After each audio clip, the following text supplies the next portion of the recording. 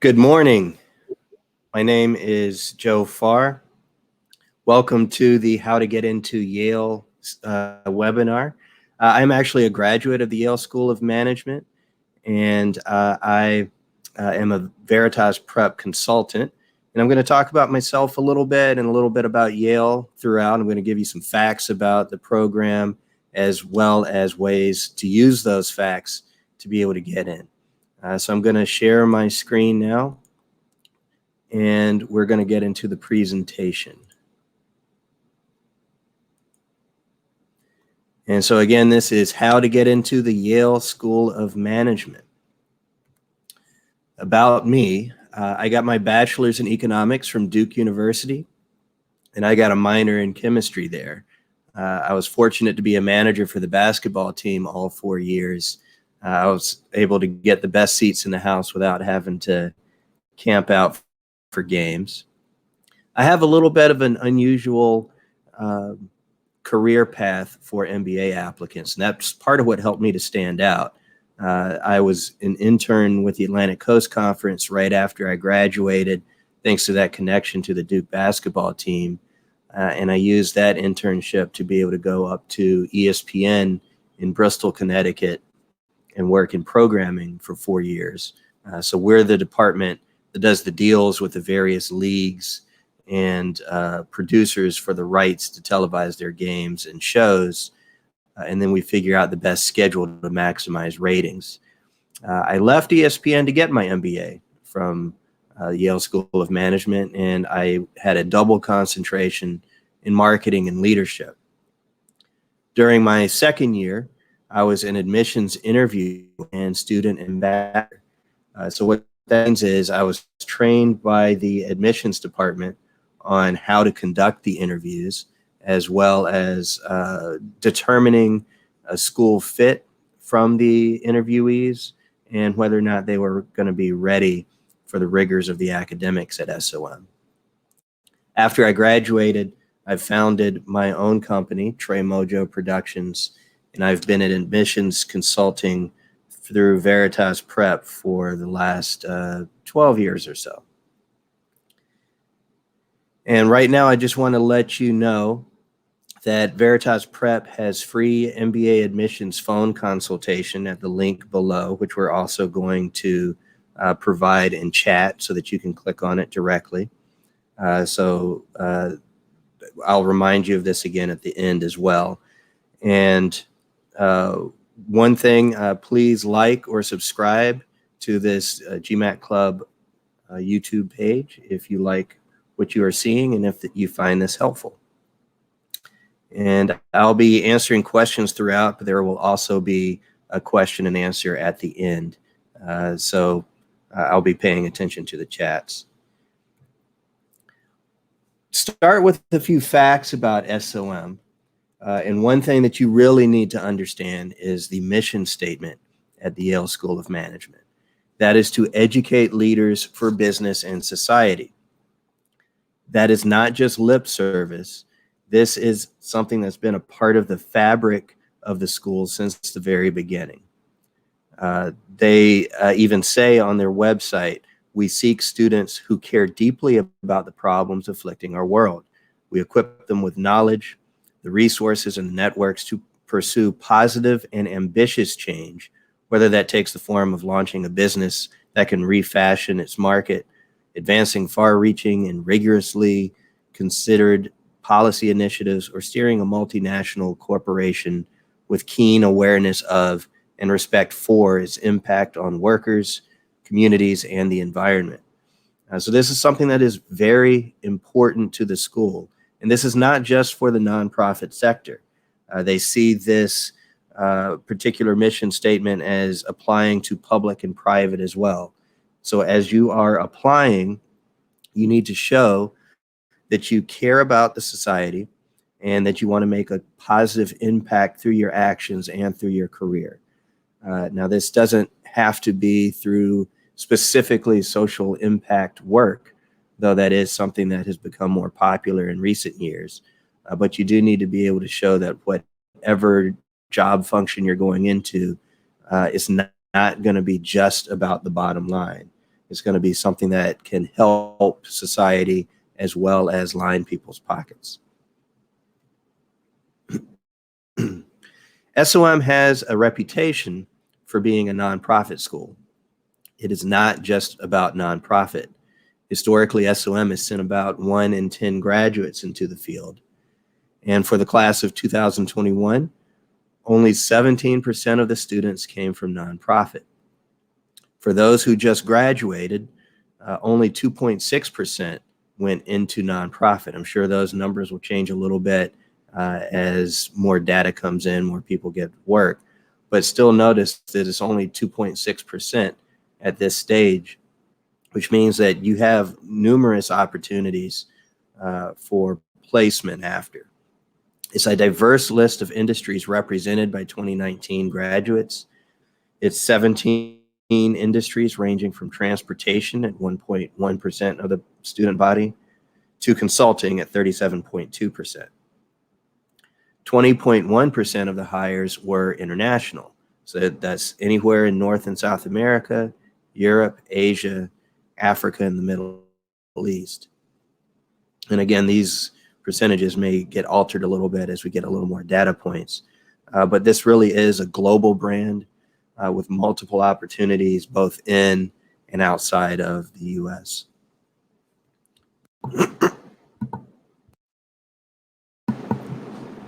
The integrated curriculum, I'm not going to go into too much detail about it because you can find much of this information on the website. But I do want to touch on it because it is one of those things that you need to be able to speak intelligently on throughout your application and interview process so that you can see how you and the program are a cultural fit for one another. SOM started this integrated curriculum in 2006. They're very proud of it. They realized that the real world work environments are not silos that are only focused on marketing functions, only focused on finance functions, and so on. These are really disciplines that connect to each other and work holistically together. And so they wanted to create an environment in their educational system that reflected that. And they break this into 2 main buckets in your first year. The first bucket is orientation to management courses. This is a set of foundational courses teaching you the skills and language you'll need in business and management. This is not an exhaustive list of the courses, but just an idea of some of the breadth of things that will be covered as part of orientation to management.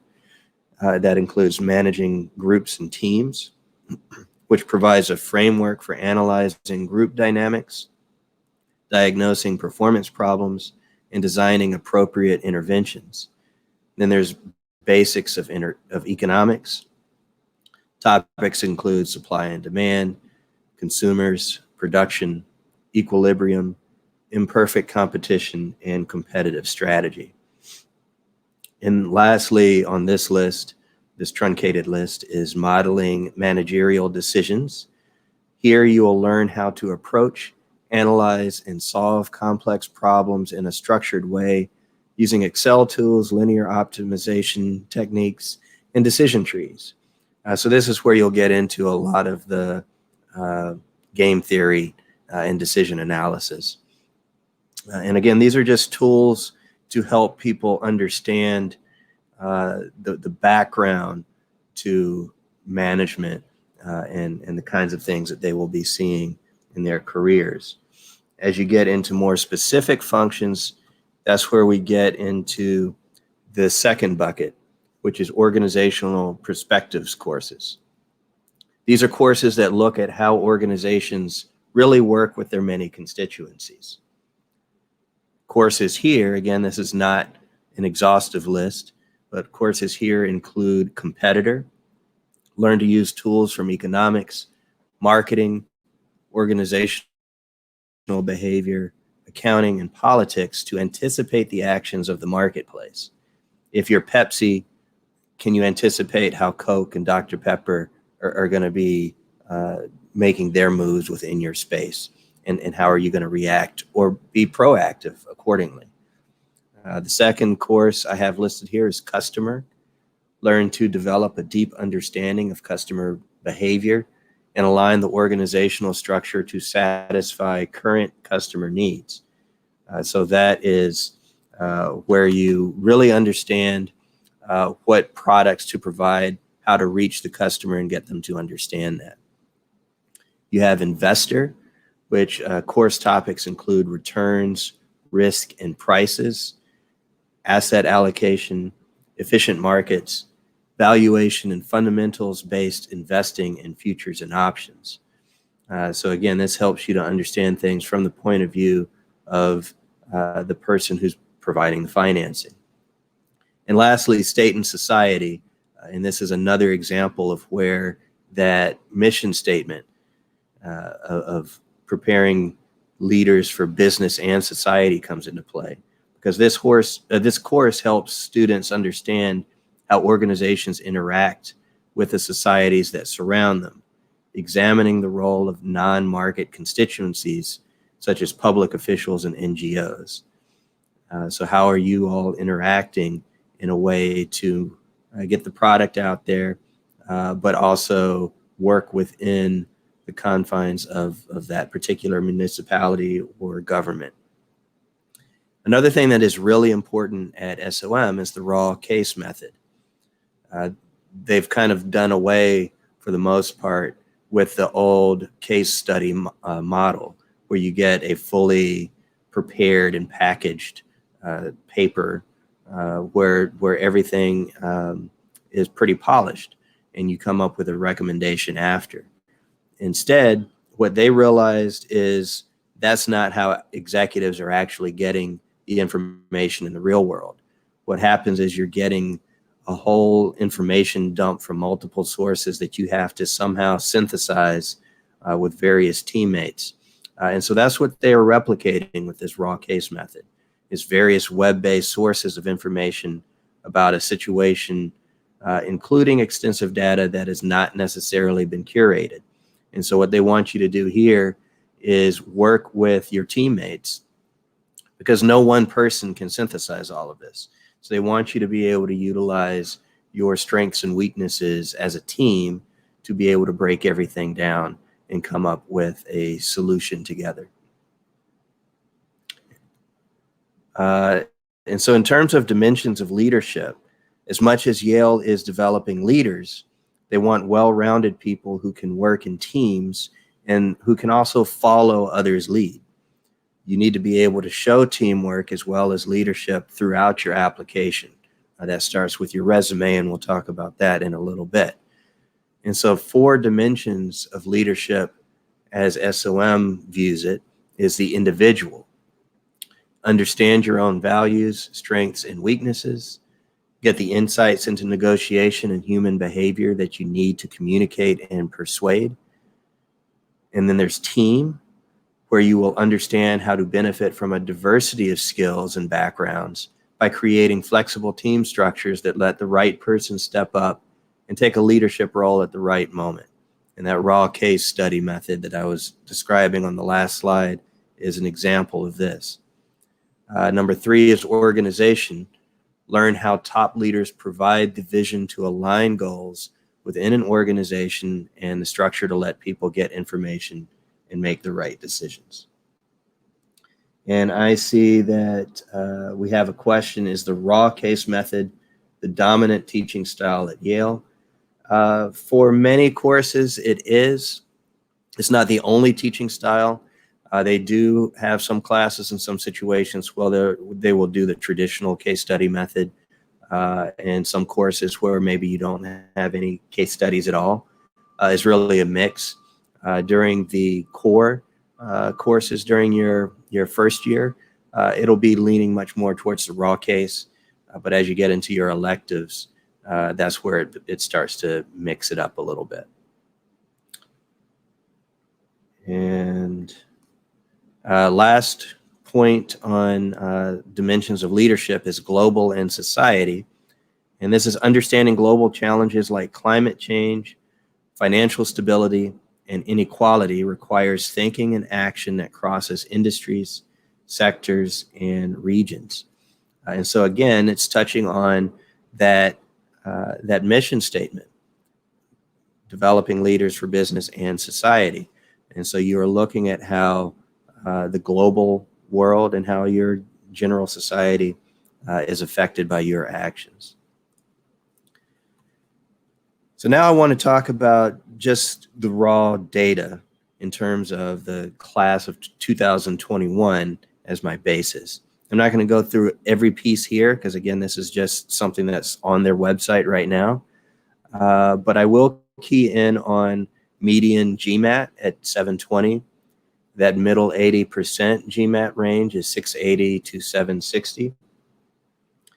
And median undergraduate GPA is 3.66. Middle 80 is 3.34 to 3.92. And we'll talk a little bit more about GRE in a slide or two. But they do accept the GRE with no prejudice. And middle 80%, I'm going to focus more on the quant for the GRE. Middle 80% for the quant is 159 to 168. So these are a lot of the targets that you'll look at. And also notice they're 42% women, 44% international passport holders, 29% U.S. students of color, and 13% underrepresented U.S. students of color. So SOM does care about diversity, and they've been working on trying to increase their diversity. So if you come from an international setting or U.S.-based person of color, that's something that can help you stand out in terms of applications, especially if you have a weakness anywhere else. That is one way to help mitigate it. And we'll talk about mitigating weaknesses a little more in a bit. And so we're going to talk a little bit about what is a good enough score to get into Yale. While I did talk about and post the median scores for GMAT, GRE, and GPA, the median is not necessarily your target score. Generally speaking, you want to shoot for the middle 80% range. So that's where 80% of the students, where their scores are going to be. 10% will be above that range, another 10% will be below. GMAT scores start to be viable for SOM at 680, at least based on the class of 2021. It varies a little bit year to year. Some years it might be 690. But for this snapshot, 680 is where your score starts to be viable. And SOM's admissions committee, just as other top schools will look at it, they focus more on your quant than your verbal, because this is a quantitative heavy program. So you want to make sure that your quant scores are top notch. GRE scores, as I mentioned a slide ago, are accepted, but with no prejudice against the test.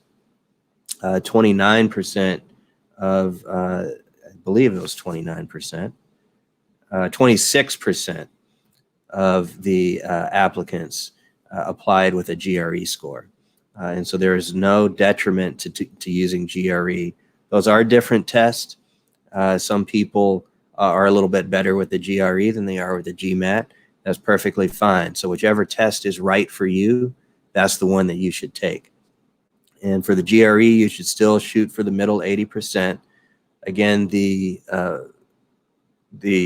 quant is what they pay a little bit more attention to, but they do obviously care about both. Quant becomes competitive at 159 and verbal at 160.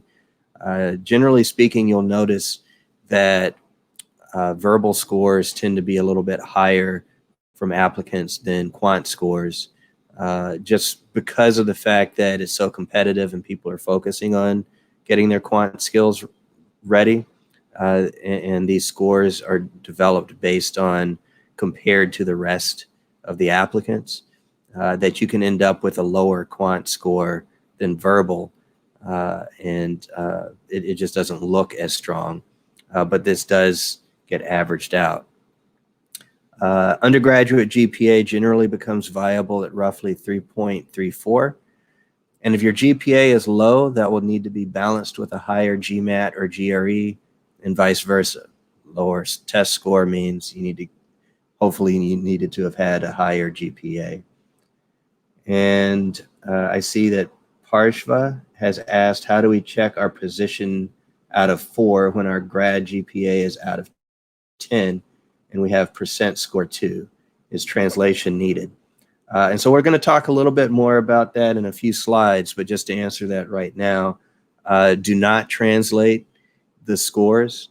Just report it as you received it on your transcript.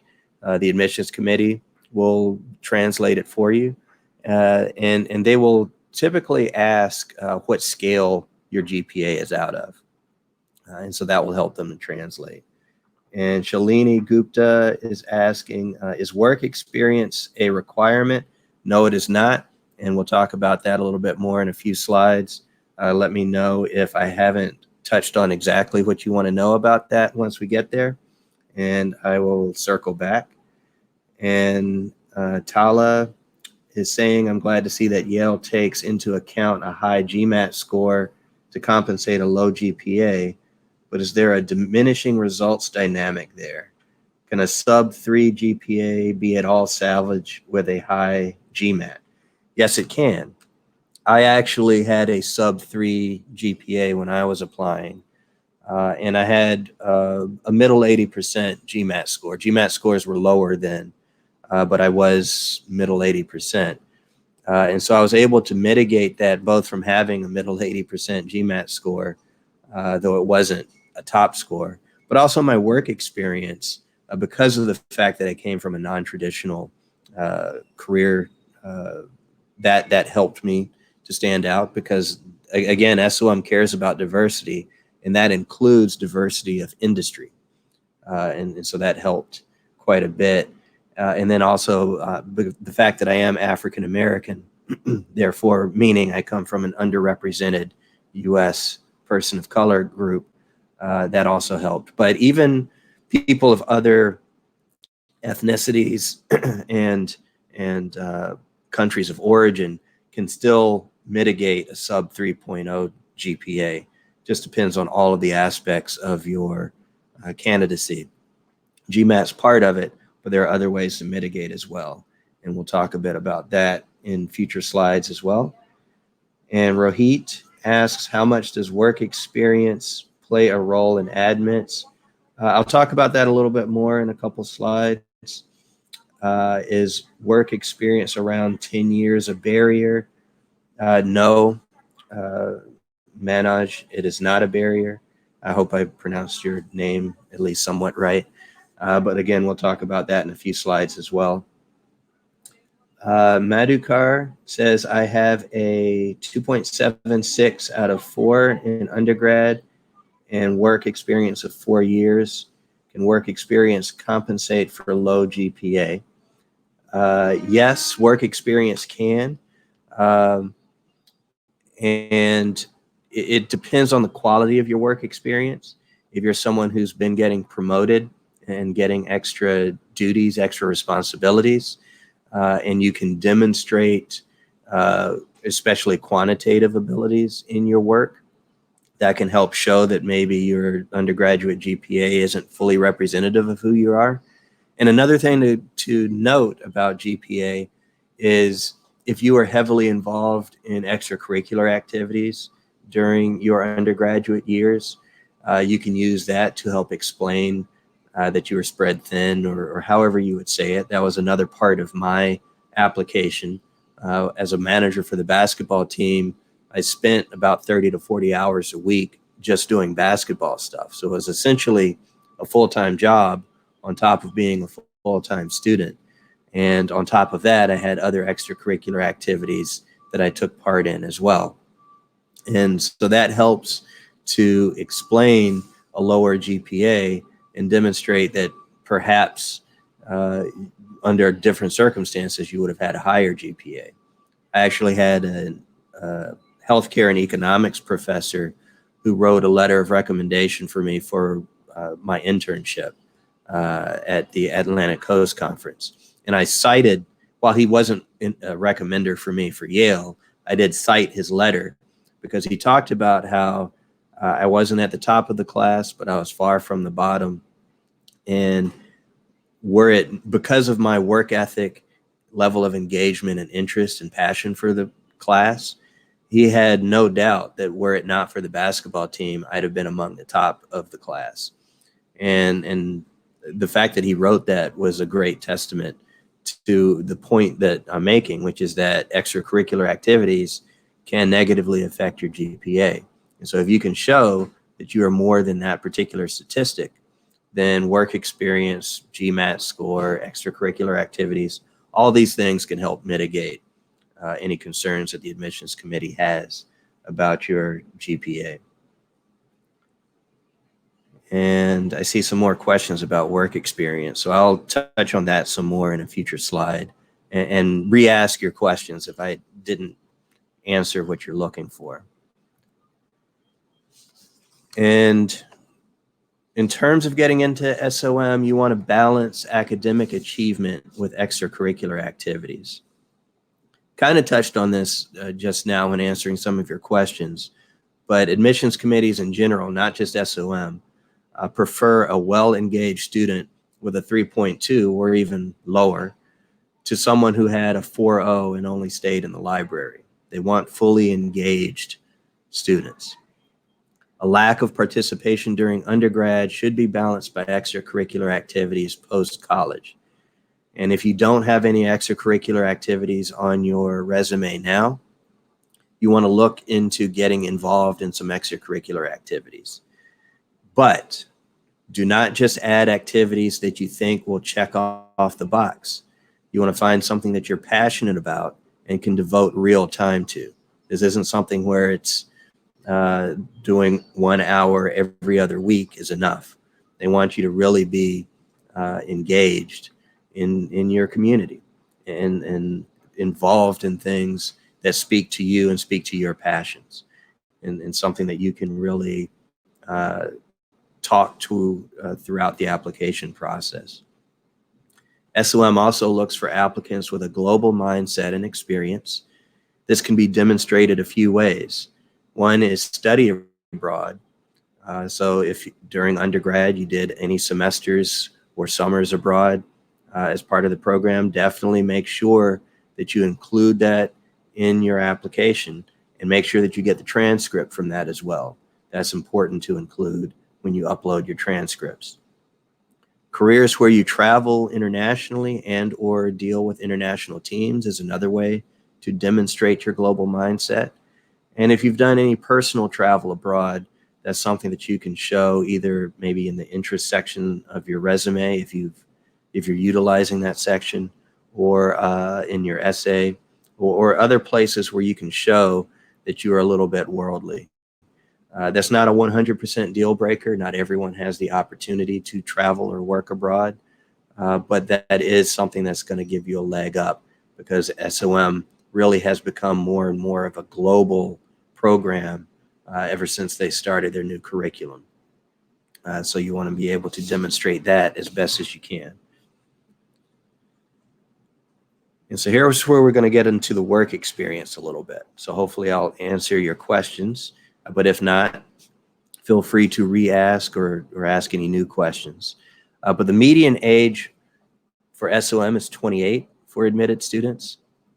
On average, this translates to about 4 to 5 years of work experience.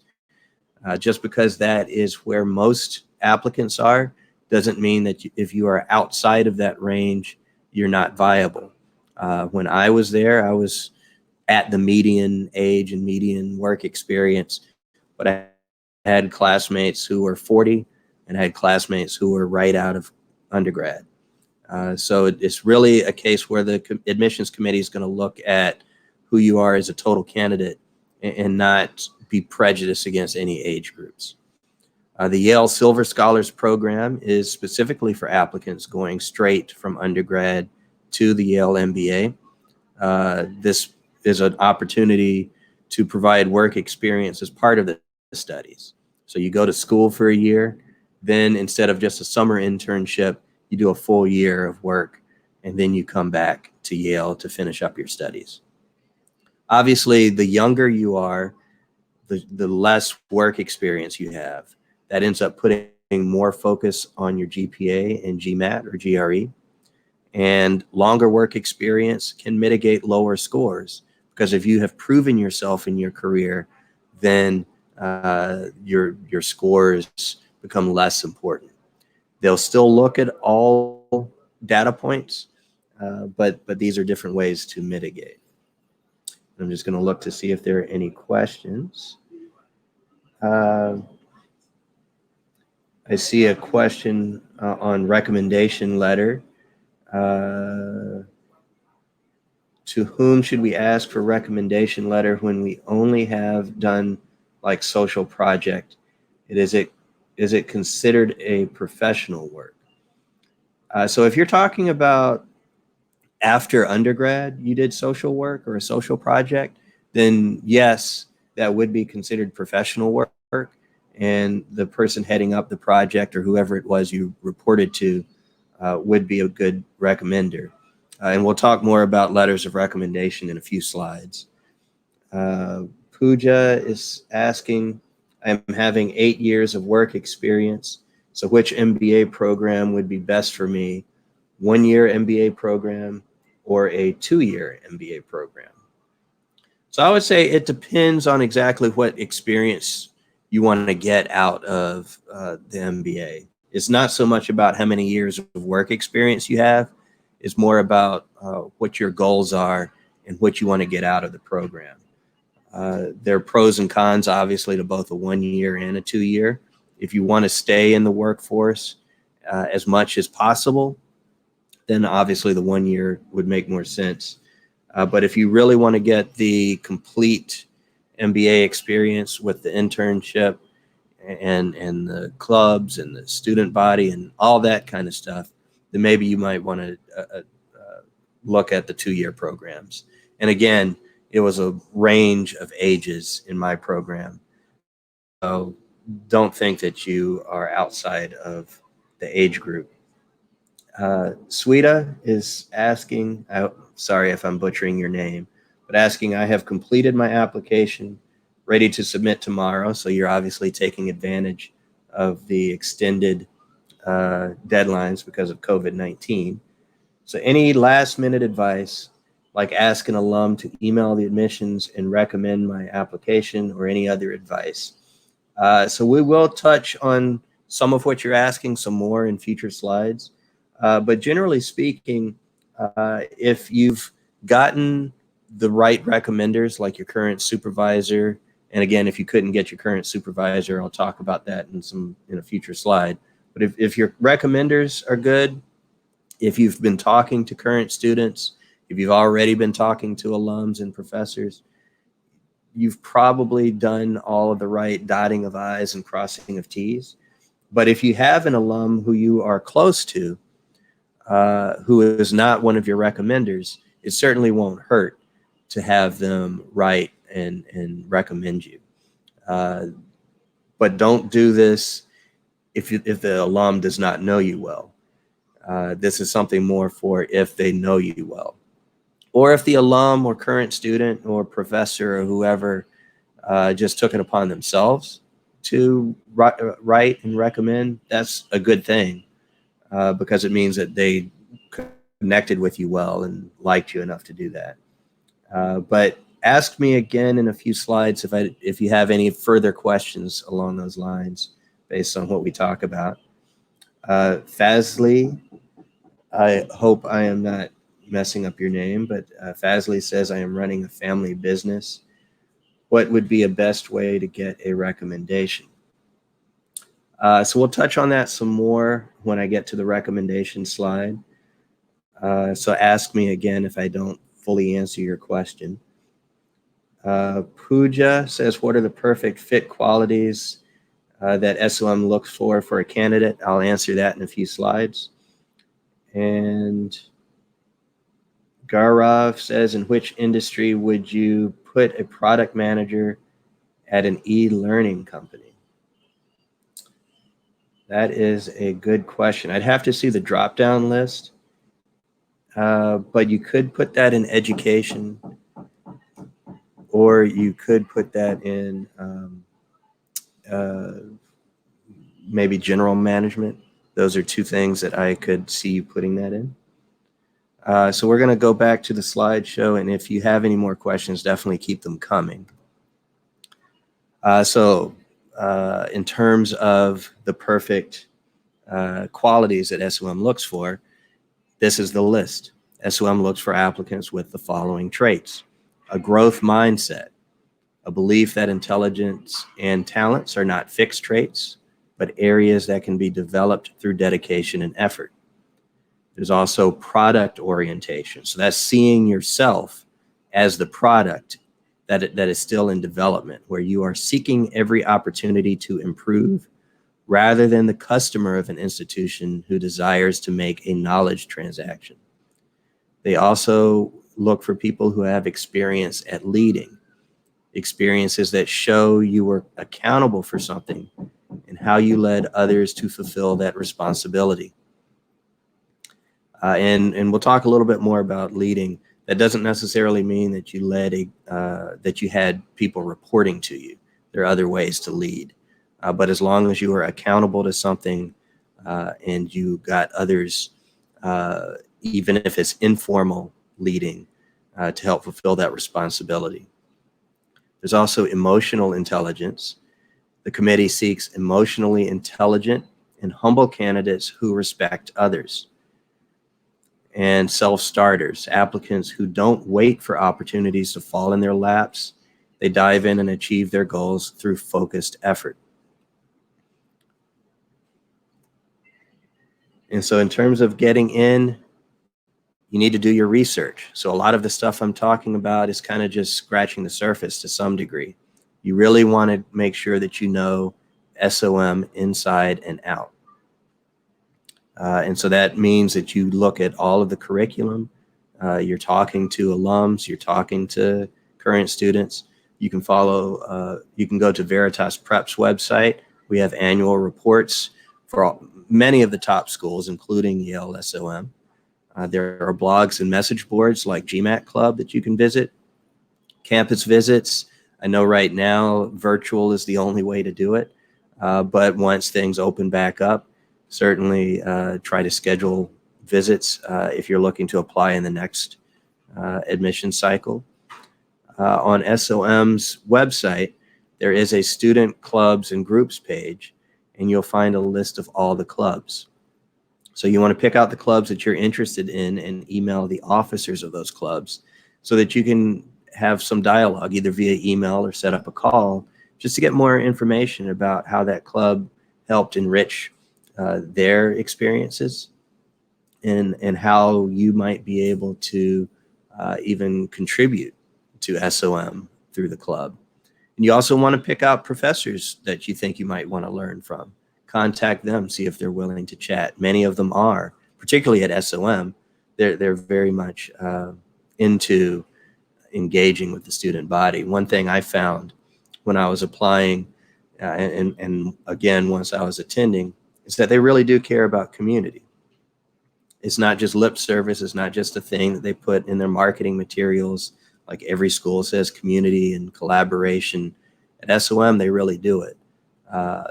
Art Swersey had students at his home for dinner, and he would tutor them if they needed extra help. He's retired, but that sort of mindset is still present. And so definitely reach out to whomever you can to get as much information as you can. And the resume is one place to obviously demonstrate who you are. It's the first step to building your personal brand. Often the first impression to who you are as an applicant and as a person. The 6 steps to building a perfect resume are to do 1 page per decade you've been in the workforce. So for most, if not all of you, that means a 1-page resume, not 1 line more. Begin bullets with active verbs like led, developed, and acted, things like that. Focus on bullets that show your accomplishments, not just your daily duties. And you want to quantify as much as possible. Place education at the bottom of your resume unless you are a recent graduate, or if you are a college senior who's applying through the Silver Scholars Program. And you want to include extracurricular activities and hobbies. School-related goes in the education section. Profession-related goes in a separate section. And I'm sorry, I'm going to pause for one moment.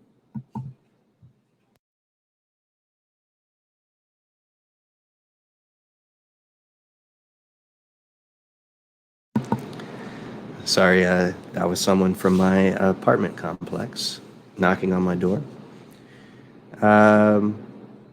But that is the resume in a nutshell. Let me check to see if we have any new questions.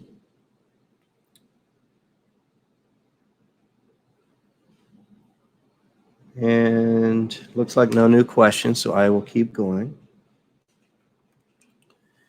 So now we're going to talk about letters of recommendation. Yale requires 2 letters of recommendation, one being from your current supervisor. Your recommender will be asked to assess you on a multiple choice scale regarding 10 skills or qualities. Each skill or quality has a different description for its 1 to 5 rating scale. If your recommender simply marks 5s down the page, then the recommendation may be viewed skeptically. So make sure that the recommender is being honest and complete, because they want to really, the admissions committee knows that no one's perfect. So they want to get a complete assessment of your strengths and weaknesses. And so make sure that your recommender is being open and honest. And if you've picked your recommenders properly, then you'll get great marks. It just won't be all 5s. Do not get letters from executives you don't know. Admissions committees, and Yale in particular, they are inundated with these superstar letter of recommendation, the big name, but they're not impressed. If it's a big name person who knows you well and can speak well of you, that's a good letter of recommendation. But if it's somebody with a great title who knows nothing about you, then that adds nothing to your application. So you want to make sure you're getting people who can speak in detail about your strengths and weaknesses and about who you are. And if telling your current supervisor can harm your standing, then approach an old boss you worked closely with, significant clients who can speak to your work product, or a peer if he or she can give great detail about your accomplishments. And, there are a lot of cases where telling a current supervisor means you might get fired on the spot, or you have certain duties taken away from you or something like that.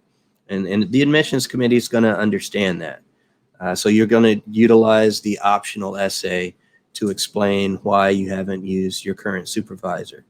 There was the question about, I work for a family business, so who can I get? So that's where you can get significant clients who can speak to your work product. If you worked somewhere before your family business, then an old boss will work. A peer can also work in the family business if it's not a family member, but this has to be somebody who can speak in detail about you and your work product and your strengths and weaknesses. A few more notes on the letter of recommendation. Your recommenders are busy people, so allow them plenty of time. Give the recommenders direction. Provide them with Yale's rules and timelines. Provide a packet to the recommenders, including a current draft of your resume, a list of examples you would include to show your strengths, maturity in dealing with adversity, and overall work product for the company. You want to answer these questions as though you are the recommender, and also provide an explanation for your intended career path and desire for MBA, and provide a profile of SOM and why you think you're a fit. That way the recommender can understand what to speak to and how to address your fit and readiness for the program. And Chuli has asked, have you seen any SOM graduates getting jobs in the sports industry?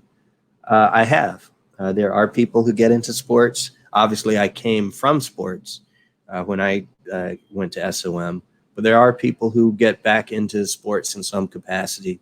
It's not that many people who are even looking to apply to sports after Yale, whether that's team or a TV network or league or whatever it is. But there are people who do get jobs in sports and entertainment coming out of Yale. So you still can get good placement there. And Ruchi, if I'm saying your name right, I'm sorry if I'm not, said a top executive from my company would know about my work capabilities. Do we need them to rate us on personal front as well for behavioral aspects?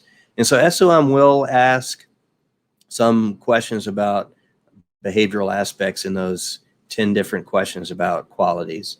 And they will, in general, in the letter, your recommender should touch on some of your behavioral aspects as well, like your maturity, how you're able to deal with others, how you are able to make it through certain challenges. Those are certainly the things that any recommender should talk about regardless. But if you do have a top executive who knows you well, that will be great. Gaurav said, my supervisor has left the organization with whom I worked for 3 years. Can she write a recommendation? The answer is yes. And if your current supervisor hasn't worked with you long enough in order to know you as an employee, that's a good example of a place to not use your current supervisor. And again, explain that in your letter or in your optional essay. So if your current supervisor's only been there, say, a month, then you'll say in your optional essay, my supervisor's only been here a month, does not really know my work product. So I went with my previous supervisor who just left the company. Something to that effect. Harshber asks, how do you cover up for less or no social work? Extracurricular activities don't have to be social work. So keep that in mind. If you are engaged in extracurricular activities, that covers it by itself. Like there are people who volunteer as coaches of basketball teams or something like that, or they are members of like Toastmasters. Anything that shows that you're engaged is fine. It doesn't have to be charity or social work. And Pooja said, instead of our immediate supervisor for a letter of recommendation, how good is choosing an executive who knows us well, who was in a leadership position in the company, but is now in a different organization? If I wouldn't necessarily use that person instead of your current supervisor, unless there is some mitigating reason why you think you shouldn't use your current supervisor.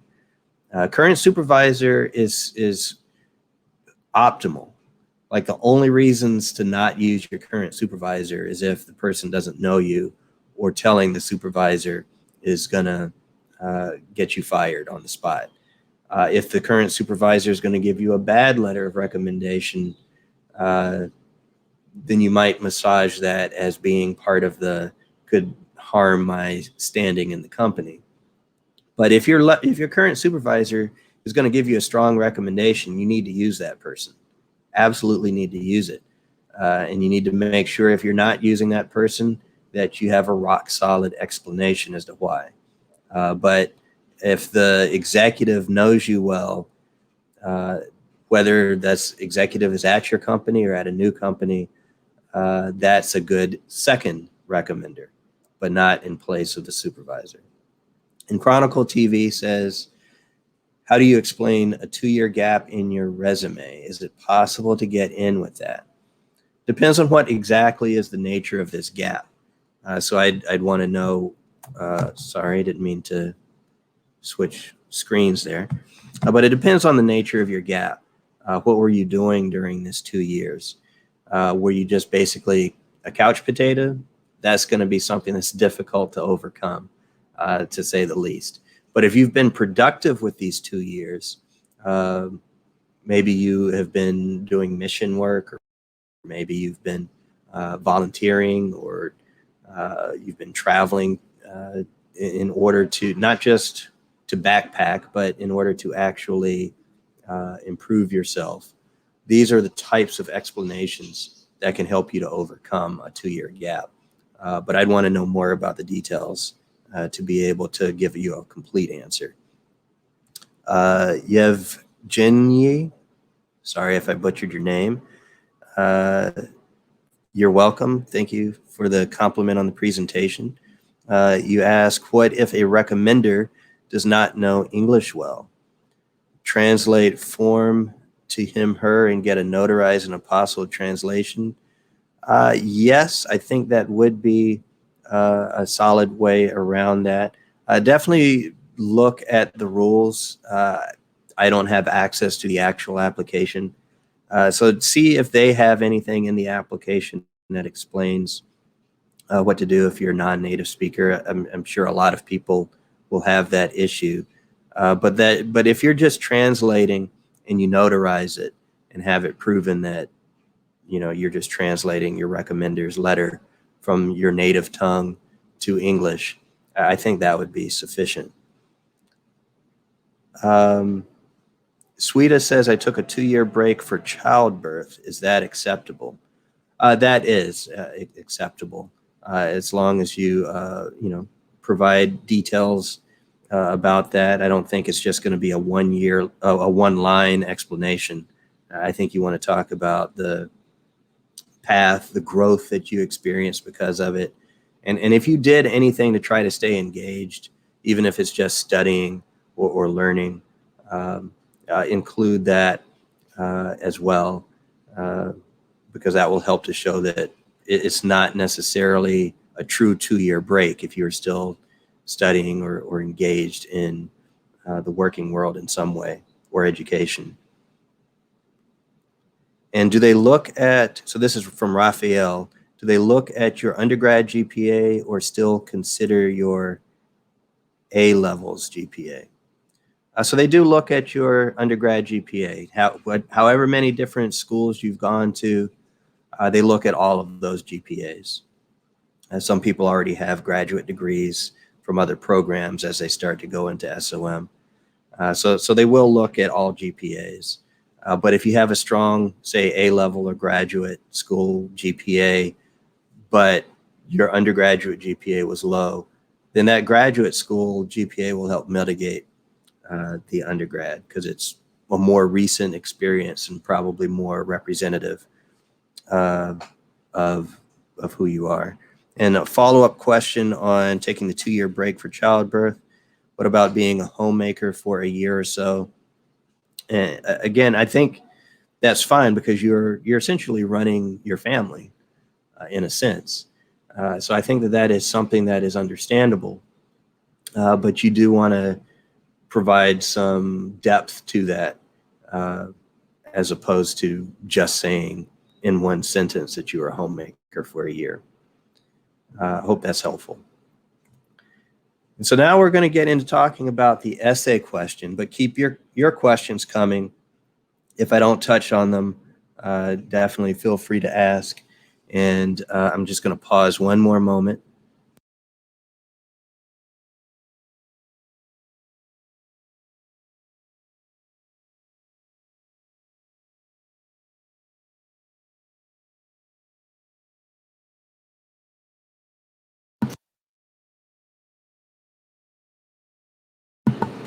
Sorry about that. There was just someone from my apartment complex checking on a leak. A leak happened downstairs. But back to focusing on SOM and the essay question. So Yale requires just one essay question, one formal essay question, and that's describe the biggest commitment you have ever made. That is 500 words maximum. You want to first identify the commitment up front. The admissions committee is trying to understand your ability and willingness to work hard and dedicate yourself to success.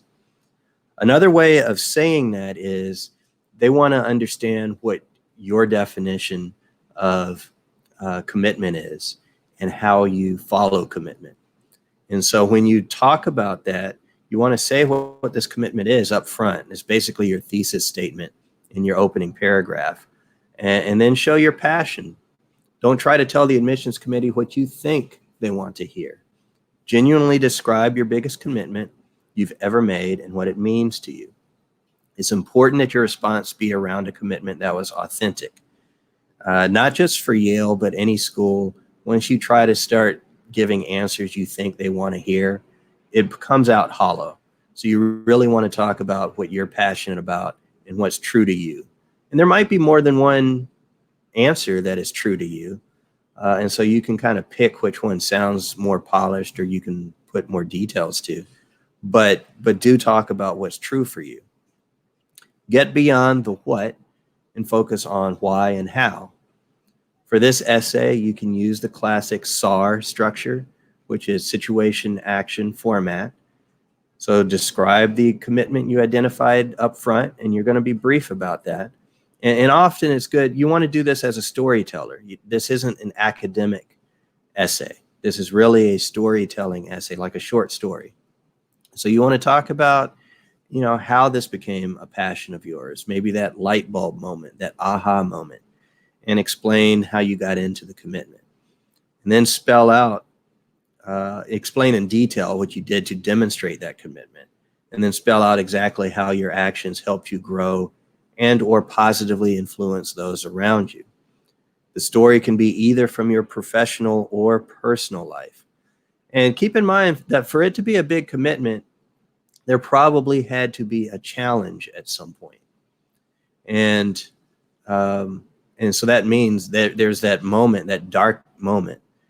I maybe put dark in quotes, but that moment where you thought, maybe I can't continue following this commitment. Maybe I can't stick with it. And so what was that moment that almost threw you off the path, and how did you overcome that? Not every story is going to have that kind of moment, but without it, it's hard to really demonstrate just how strong of a commitment you've made. So usually the difficulties, the challenges that you overcome is a big part of answering this question.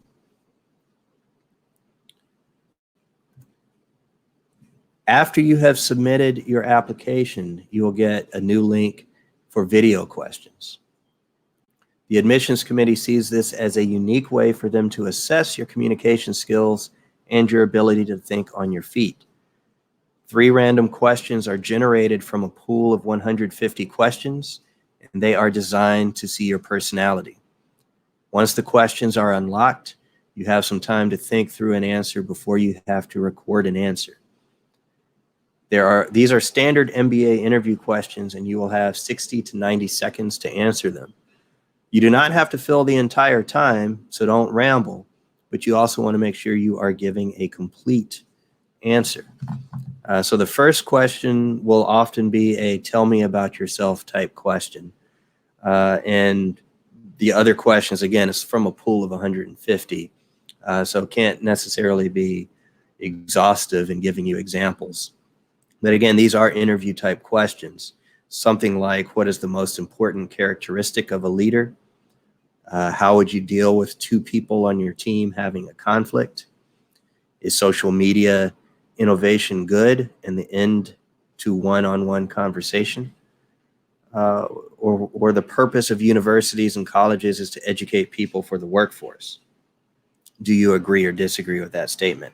So they're asking you questions. I think they know that a lot of people are getting help from consultants, getting help from their family, getting help from their friends. And so all of the application is going to be polished. And even for the interview setting, they know that you're going to be prepared for the standard questions. So they really just want to see you thinking on your feet. They know that your answer is not going to be fully polished. So that's fine. You are going to have to gather yourself, think through it quickly, and answer coherently, but you're probably going to stammer a little bit. You're probably going to be imperfect. That's perfectly fine. Just make sure you get a little bit of practice with this format. It can be weird talking to a camera instead of to a person. I know I've had to get used to it doing these kinds of webinars, So you want to sit and practice maybe with a friend on Skype or Zoom or whatever, have them turn their camera off and have them ask you questions, rapid fire, where you have to gather yourself and answer questions. That will help give you some practice to this. And I'm just going to check to see if you guys have any new questions. So hopefully, my Mielsi, sorry, I'm probably butchering that. Hopefully I just answered your question on how to practice for the video questions. So again, in front of Skype or Zoom with your friends. The types of questions I just went over are ones that you can practice with. Brijesh asks if candidate work experience of 30 years can apply for full-time. You can definitely apply for full-time. I would ask you why full-time instead of executive MBA. That would be the only question. But if you find that you want to be fully immersed for 2 full years rather than weekend, like the way the executive MBA would be, then it's not a deal breaker. But you will want to be able to demonstrate how you can contribute and that you can still handle the rigors of the academics. Tala asks, this has been one of the most, oh, this is a thank you. Sorry, it's not a question, but thank you for the compliment, Tala. I appreciate that. And Chronicle TV asks, can we get one recommendation from a professor from our undergraduate school? That depends on how long you've been out of school. When I was applying, I did get a letter of recommendation from my coach in college, Mike Krzyzewski. So, I was about 5 years out of school when I matriculated, 4 years when I was applying. So if it's someone who can still speak to a different dimension of you than your current supervisor or somebody at work, and somebody who you worked with closely, then yeah, I think you can still get a professor. It's more typical to get somebody as your second recommender who is from your more recent past work experience or volunteering, but a professor would still be fine. And so as far as interviews at SOM, just like most of the top schools, they are blind, which means the interviewer has only seen your resume. And this next bullet applies for when we're no longer in a shelter at home situation. Obviously, all interviews for right now are virtual. But once things open back up, if your interview is on campus, the interviewer will most likely be a second-year student, but could be an AdCom member as well. If it's a second-year student, then it's probably going to be a pretty well-scripted set of interview questions, just pretty standard. If it's an admissions committee member, that's where you might get a little more of your kind of off-the-wall questions, curveball questions. Nothing too out there, just a little less off-script. Ways to prepare for that. There are interview reports on Clear Admit's website. That's one place, and Veritas Prep's annual report will also have some information on how to prepare for the interviews. It's perfectly fine if you cannot make it on campus for an interview. Again, we're talking about once everything opens back up. Interviews can also be done via Skype or with an alum in your area. The SOM interview will be fairly conversational, and the interviewer will try to keep you at ease and connect with you throughout. Interviewers will try to keep it closer to 30 minutes, and they will try to take notes throughout, so do not let that distract you. I know when I've interviewed people, once I took a note, they thought they said something wrong. That's not what it is. You didn't say or do anything wrong. It's just that in order to write the interview report after the fact, they need to find a way to remember all the details. So, be prepared for them to write things down. Interview questions tend to start with an overview of your education and career. It could be in the form of walk me through your resume or tell me about yourself, or they can start asking pointed questions about different things in your resume. Other important questions are why you're applying for an MBA, why Yale in particular, and why now, as opposed to before or some years from now. And dress appropriately, business formal for interviews. I think for the video questions, business casual will be fine, but for the interview, definitely business formal. And again, I want to remind you that Veritas Prep is doing free admissions, MBA admissions phone consultation at this website, which we've also put in the chat. And if you have found this to be helpful, please like and subscribe to GMAT Club's YouTube page. And with that, I'm going to take questions. So I'm going to stop sharing the screen. And I see Parshva says you've got 2.5 work experience, 2.5 years of work experience. My current and only supervisor is from a remote location. If he's not likely to present my accomplishment or qualities in a notable way, what should I do? No other potential recommenders. So I would ask why you think he's not likely to present your accomplishments or qualities in a notable way. I know that this is someone who works remote, but that doesn't necessarily mean that you haven't worked closely or that he won't be able to provide more detail. So I would just make sure that you actually think that that's not a possibility. But let's follow the premise of your question and say that this is someone who's not going to present your accomplishments or qualities in a notable way. Then you can go to clients. So I think clients can be a great source. Any peers who maybe work with you, maybe heads of departments that you work closely with in your space, I think that would work. But hopefully your recommender would be able to present you more favorably than you think. Hopefully that answers your question. Brijesh says, you're very welcome for the reply earlier. He says, I have my own startup of online ladies fashion clothing in India with my New York-based partner. I want to clear fundamentals of business before I scale up my startup to level up. And okay, so that definitely makes sense for why you would want full-time rather than executive MBA. And so just make sure that you explain that, because as I noted on the slide about the interview, and they're going to ask this in the application as well, you just want to be clear that that's why you want the full-time MBA and not the executive. And Anchor says, what's the GMAT cutoff for the university? There's no such thing as a cutoff.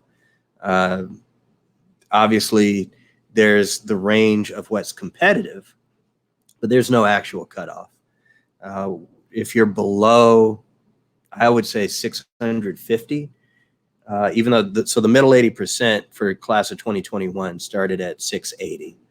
But if you're below 650, it's going to be very difficult to get in and difficult to mitigate with any other aspect of your candidacy. It's not impossible, but difficult.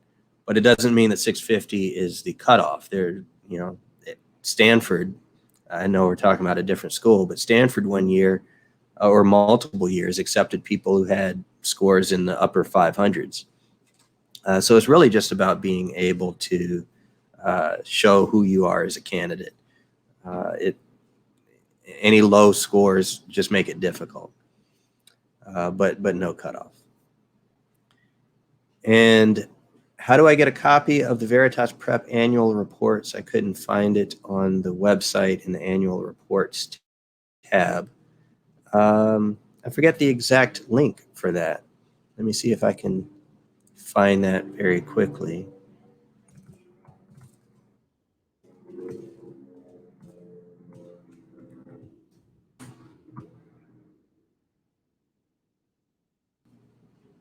Okay, so they call them essential guides now. rather than annual report. And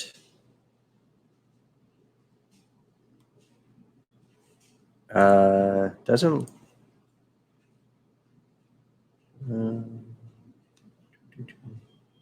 not sure that I can leave a comment in the platform that I'm in, but the website is veritasprep.com/MBA-essential-guide. So Veritas Prep. In fact, let me share the screen just so you can see the exact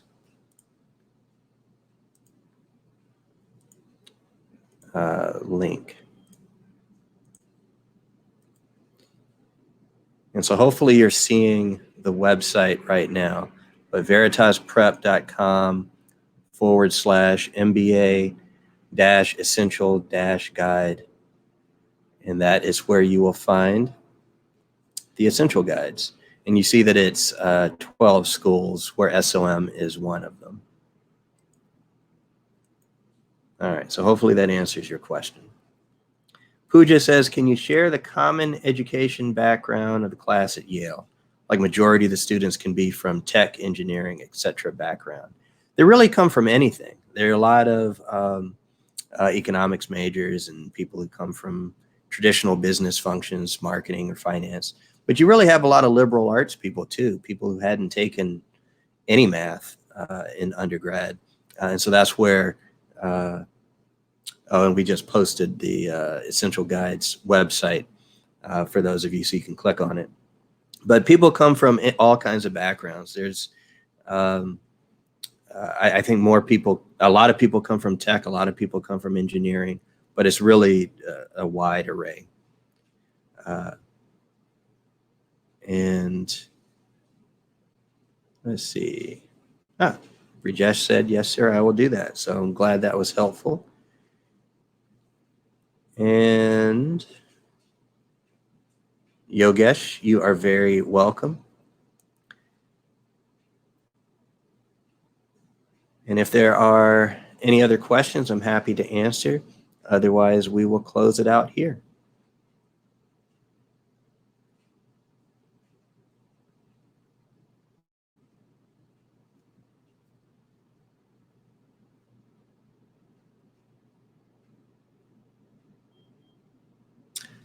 So Sanjeevni, again, I apologize if I'm saying your name incorrectly, but you ask, how does Yale choose maximum scholarship candidates? What are the preferred conditions? And you're very welcome. I'm glad I was helpful. So in terms of maximum scholarship candidates, that is such an internal process that it's hard to gauge. But they are looking at it is obviously merit-based. There's a degree to which it's first come, first serve. So which round you're applying in determines some of that, and which scholarship you're applying to. But it's more about wanting to get the best student body. And so I think they kind of make different decisions based on that, based on their financial capabilities in a given year. So I'm sorry I'm not giving a very definite answer to that, but it is kind of a variable thing that changes year to year. Miyosi, again, I'm probably saying it wrong for the second or third time this session, but you say that it seems that Yale SOM doesn't stress for post-MBA goals compared to other B schools. I would not say that's an accurate assessment. There is a question in the application, kind of a mini essay. It's not a formal essay, but it's a mini essay in the application that's 250 words that's asking about how you arrived at your goals. And that's a place where they're really trying to assess what your goals are.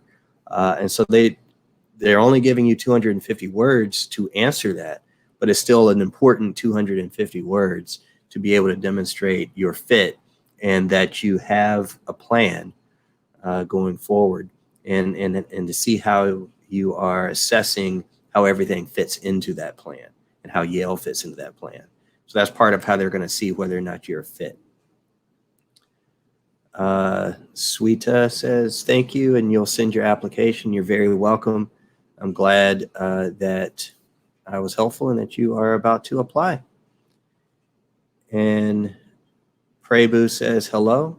So hello, Prebu. You're very welcome, Pooja. Glad it was helpful.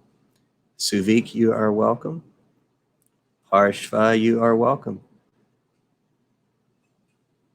And Suvik says it'd be great to see a mock interview with from a former interviewer. Maybe that's something we can set up in the future. And that is something, just to plug Veritas Prep for a moment. Part of what you get as a Veritas Prep applicant is a mock interview. Like if you buy a full school package, however many, a comprehensive package, you'll get mock interview prep with a specialist, as well as work with your head consultant. Or if you even buy hours and you want to devote one of your hours to mock interview prep, that's something that would be available as well. And Jeet says, do certifications like CPA and CFA help in selection? So they don't hurt. There are going to be a lot of applicants who are CPA and or CFA. So it's going to help show that you have the quantitative skills. So it helps in that way, but it's not going to be a huge standing out thing. You definitely want to represent it in your resume to show you have the quant skills. But because there are a lot of other finance and accounting people who have those certifications, you'll have to find other ways to help you stand out. But it's great to show your quant skills. And Brijesh asks if I am from Veritas Prep. Yes, I am. I am an admissions consultant with Veritas Prep and have been there for about 12 years now. And Pooja says, if you're from a sales background applying in a school primarily accepting tech or engineers, does that increase your chances of getting accepted? It increases your chances of standing out, but it doesn't necessarily by itself increase your chances of acceptance. Everything holistically, and they are looking to have a diverse set of industries represented. So if this is a year where they don't have very many sales people, maybe that will help you get accepted. But if this is a year where they've got a lot of sales people applying, then maybe not. So it all depends on that particular application cycle's applicant pool. And Brijesh asks how you all can contact me.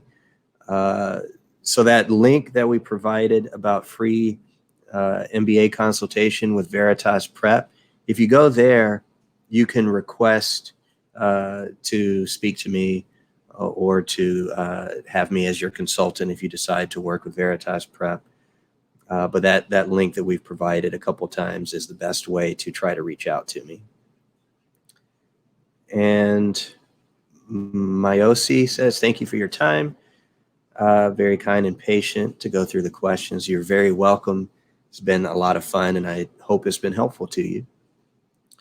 Archish, hope I'm saying your name at least remotely right, asks, can we get our profile evaluated AdCom at SOM to check on probability of application success? So if you are applying to the executive MBA program, there is an evaluation process there. But for the regular MBA program, no, you can't go to the admissions committee and kind of get a pre-assessment. So that's where you just want to make sure you get all your I's dotted and T's crossed, or if you decide you want to get some help through a consultant, that's where we can provide that sort of help. But the school, not just SOM, but top schools in general, they don't have that that process where you can have them evaluate your application beforehand. And so that looks like the last question that is listed for now. So any other questions?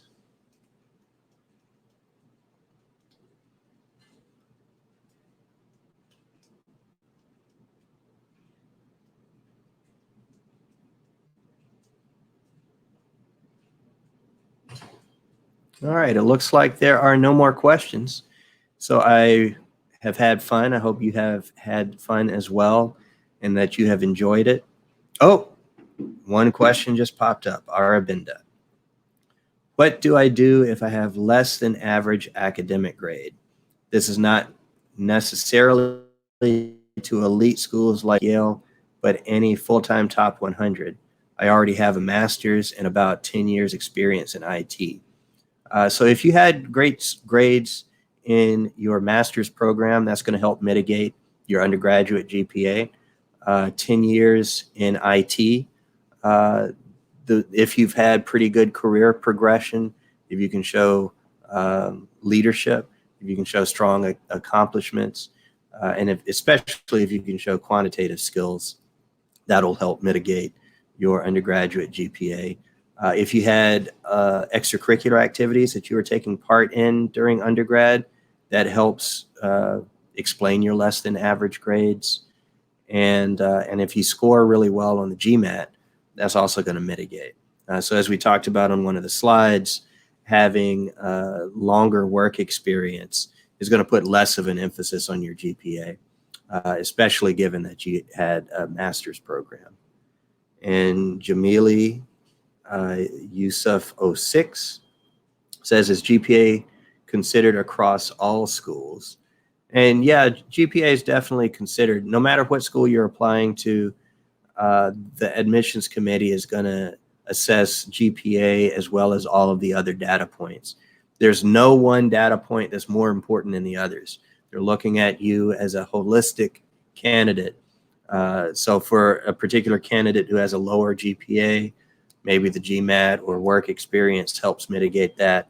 But it's not like there's a cutoff for the GPA. It's just making sure that as a total candidate, you can still show that you are a worthy candidate for SOM or any other school you're applying to. And Pooja says, thank you for the information and patiently answering all the questions. I'm glad this has been a great webinar for you. You're very welcome. Thank you for the compliments. And Jamili Yusuf 06 asked a follow-up. For Yale SOM, I took the GRE and scored at the median for verbal, but at the bottom of the 80% for quant. Is that still doable? I scored 324, 165 verbal, and 159 quant. It's still doable. Obviously, you mentioned you have, you were asking about GPA earlier. If you had a pretty good GPA, that also helps mitigate. And depending on what kind of work experience you have, the quality of your work experience, not just the length, but the quality, that can also help mitigate. Obviously, if you are applying tomorrow, then I think you are fine. Oh, so Jamili is adding more information. So you got a 3.65 from your first college, but then a 2.5 at the university you got a degree from. So they will average the two, and they will look at both GPA numbers. That 2.5 is going to hurt, especially since it's a downward trend. Usually, what helps is if you started with a low GPA and ended with a high GPA. That shows an upward trajectory. But the fact that your undergrad grades show a downward trajectory could be a negative unless you can show that you got much more into like extracurriculars, or you had some kind of mitigating factor like death in the family or illness in the family, or you had a serious illness, which these sorts of things do happen that affect GPA. Or if the school that you got your degree from was significantly more difficult than where you started, and so that 2.5 GPA is not as bad as it looks. Those types of explanations can help. It's still doable. If you're applying for tomorrow's deadline, I think it's going to be difficult, but you're at that low end of being able to get in. And right now, because of people's concerns with the COVID-19, there are going to be some people who may not show up. And so there will be people who maybe under normal conditions wouldn't have gotten in, who might get in right now just because of people's concerns over coronavirus. But if you are applying in the next application round, then I would work some more on that GRE score and try to bring that up so that it's much more squarely into the middle 80%. And Brijesh, you are very welcome. So I hope that answers everyone's questions. Are there any other questions that I haven't touched on?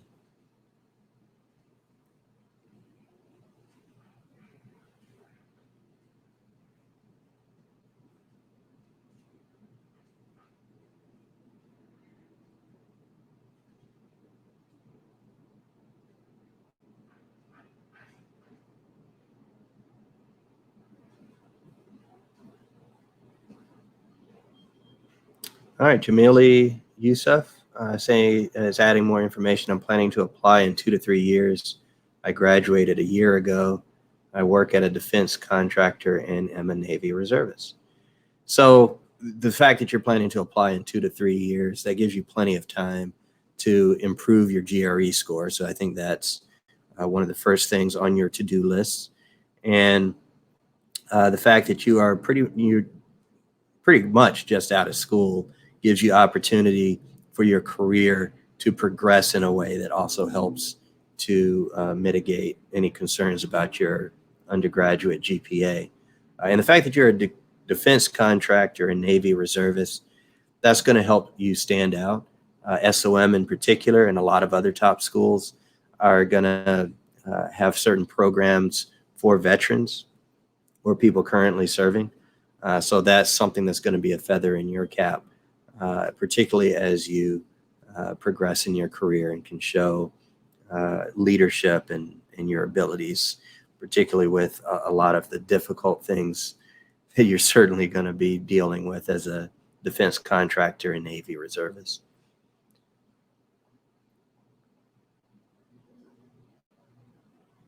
So any other questions? And you're very welcome, Jamili. Any other questions?